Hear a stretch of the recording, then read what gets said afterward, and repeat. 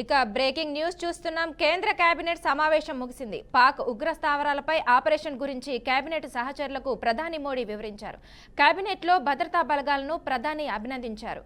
ఇక ఈ సమావేశం నుంచి రాష్ట్రపతి భవనానికి బయలుదేరి వెళ్లారు. ఆపరేషన్ సింధూర్పై రాష్ట్రపతి ముర్ముకు వివరించనున్నట్లు తెలుస్తోంది.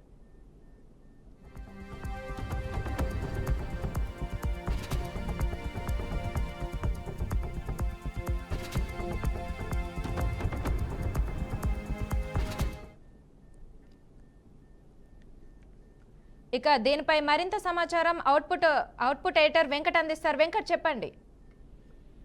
రైట్, కాసేపట్లో రాష్ట్రపతి ద్రౌపది ముర్ముతో ప్రధాని మోదీ భేటీ కానున్నారు. కొద్దిసేపటి క్రితం ఆయన యాక్చువల్ గా రాజ్నాథ్, కేంద్ర రక్షణ శాఖ మంత్రి రాజ్నాథ్, అదేవిధంగా హోంశాఖ మంత్రి అమిత్ షా, ఇతర జాతీయ భద్రతా సలహాదారు అజిత్ దోవల్తో పాటుగా పలువురు కీలక అధికారులతో ప్రధాని మోదీ భేటీ అయ్యారు. అంటే ఈ రాత్రి జరిగినటువంటి ఏదైతే మిడ్ నైట్ జరిగినటువంటి అటాక్, భారత్ చేసినటువంటి అటాక్ ఏదైతే ఉందో ఉగ్ర స్థావరాలపై, పాకిస్తాన్ ఉగ్ర స్థావరాలపై, దానికి సంబంధించినటువంటి ఆ దాడి వివరాలు మొత్తాన్ని కూడా కంప్లీట్ గా రాజ్నాథ్ సింగ్, అదేవిధంగా అమిత్ షా, హోంమంత్రి అమిత్ షా కూడా ప్రధాని మోదీకి వివరించారు. ఇతర అధికారులు కూడా పిన్ టు పిన్ ఏం జరిగింది, ఏ క్షణంలో ఏం జరిగింది, ఏ టైంలో ఏం జరిగింది, ఎంతమంది రఫ్ గా చనిపోయారు అక్కడ ఉగ్రవాదులు,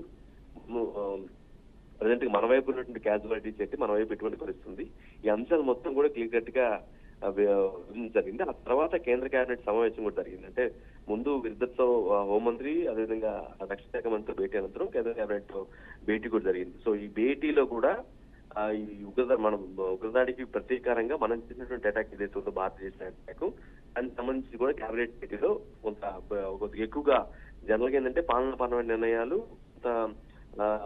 తీసుకుంటూ ఉంటారు కేబినెట్ భేటీలో. బట్ ఈసారి మాత్రం పరిస్థితులు వేరుగా ఉంది. ఎందుకంటే అక్కడ పెద్ద పహల్గామ్ ఉగ్రదాడికి ప్రతీకారంగా మనం ఒక అటాక్ చేసాం, ఉగ్ర స్థావరాలపై అటాక్ చేస్తాం కాబట్టి దానికి సంబంధించిన మొత్తం కూడా కేబినెట్ భేటీలో చర్చించడం జరిగింది. సో ప్రభుత్వం ఏం తీసుకోవాల్సిన అవసరం ఉంది, మున్ముందు ఈ మనం దాడి ప్రతీకార దాడి చేసిన నేపథ్యంలో పాకిస్తాన్ ని ఏదైనా మళ్ళీ ఇన్స్టిగేట్ చేసే పరిస్థితి వస్తే మనం ఎలా రియాక్ట్ అవ్వాల్సిన అవసరం ఉంది, ఎలాంటి చర్యలు తీసుకోవాల్సిన అవసరం ఉంది అనేది కూడా కేబినెట్ భేటీలో చర్చించినట్టుగా తెలుస్తూ ఉంది.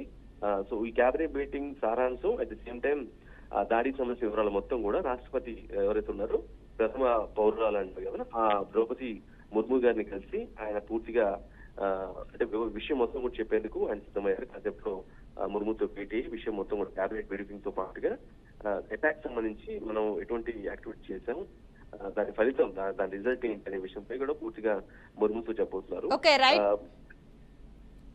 Okay right Venkat.